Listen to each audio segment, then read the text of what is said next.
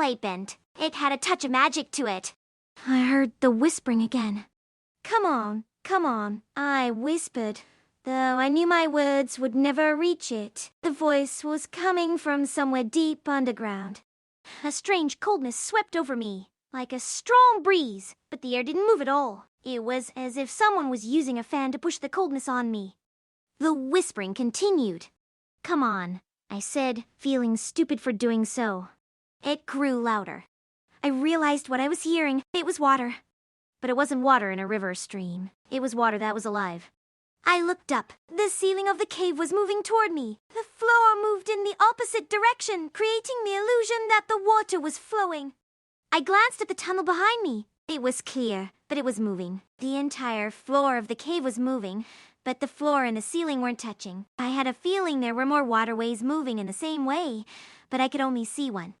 It wasn't water. The floor of the cave was a mirror, reflecting the water, making it seem as if it were flowing. I started walking, hoping to find an exit from this place. As I walked, I realized I was on a long stone bridge.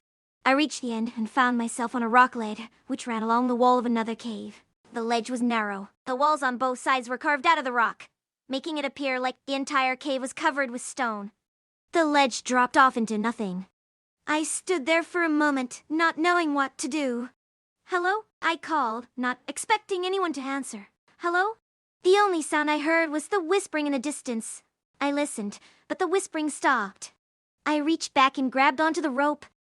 I turned and started walking along the ledge. The ledge narrowed as I traveled along. I didn't like the idea of going through that tunnel again, but I knew I would have to. I kept walking. I felt a sudden gust of air as I rounded the corner and stepped out onto a wide rock ledge. A wall of water appeared before me, rushing toward me. The water was blue and sparkling, and as it flowed past me, I could see that it had no bottom, just like the tunnel I had entered through. The water crashed into the wall of rock that blocked the way, sending a wall of spray toward me. The spray was cold and felt like 100 needles stabbing me at once. The spray wasn't water, though. It was some kind of liquid, like an acid. Ah! I screamed as the cold liquid hit me in the face. It burned like acid, eating away at me. Ah! I screamed again, and this time I felt something warm on my hand. I looked down and saw the rope. It had come untied and wrapped around me as I tried to get away. I grabbed onto it and tried to pull myself up, but it was too late. The burning liquid was everywhere, burning through my shirt and then my skin. I screamed again and dropped to my knees. The rope snapped in two. I tried to hold on to the other half, but it slipped out of my hands and dropped into the water. I grabbed my hands and started beating them against the stone, trying to shake the burning liquid off me. It burned as it ached through my skin and into my bones, until finally it felt as if my entire body was on fire. I collapsed on the stone ledge. The world spun around me, and I felt as if I was going to fall off into the water, but I grabbed onto the stone ledge with both hands. I tried to open my eyes, but they were already open. They were open because my head felt as if it was splitting in two. My entire body was burning up. The pain was so bad I could barely breathe. I heard the whispering in the distance, growing louder with every passing second. I gripped the edge of the stone and tried to stand up, but I couldn't even lift my head. Then I felt something grab me under my arms, pulling me up. I opened my eyes and saw the man from before standing beside me, holding me under my arms like a child being carried by its father. His hands were wrapped tightly around me, pulling me up to his chest. His dark eyes were looking at me, and the look in them was not one of anger or sadness. He looked at me like I was his child, and he was carrying me away from a burning building to safety. You will be okay now, he said to me as he carried me forward. I will take you somewhere safe.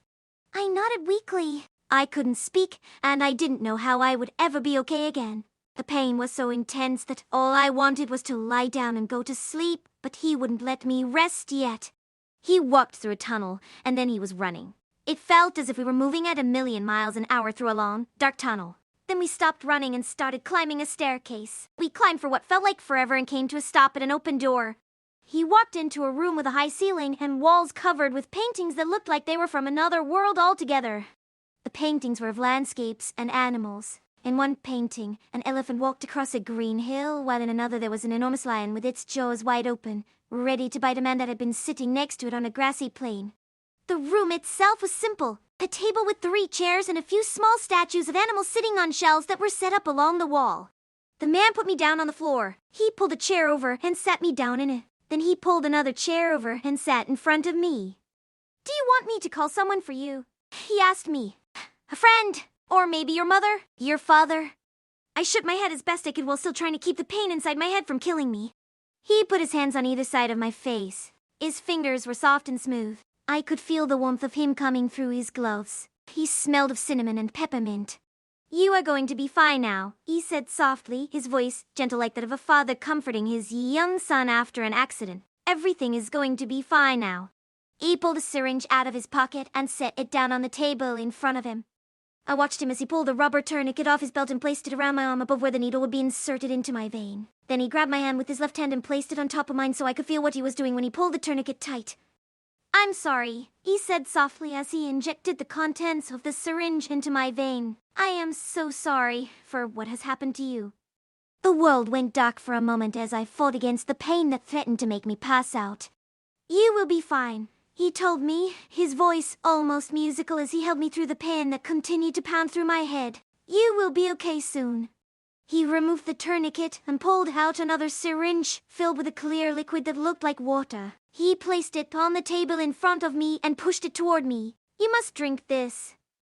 I took the syringe from him and held it up to my lips, drinking what little there was in it before dropping the empty syringe onto the floor. Then I grabbed onto his arms with both hands and hung on to him. I felt as if my body was on fire, but it was nothing compared to the agony inside my head. He picked up another syringe from the table and held it up for me to see. You will feel better soon, he said softly as he squeezed the syringe, turning it into a thin stream that flowed through his fingers into the needle before he inserted it into my arm. You will feel better soon.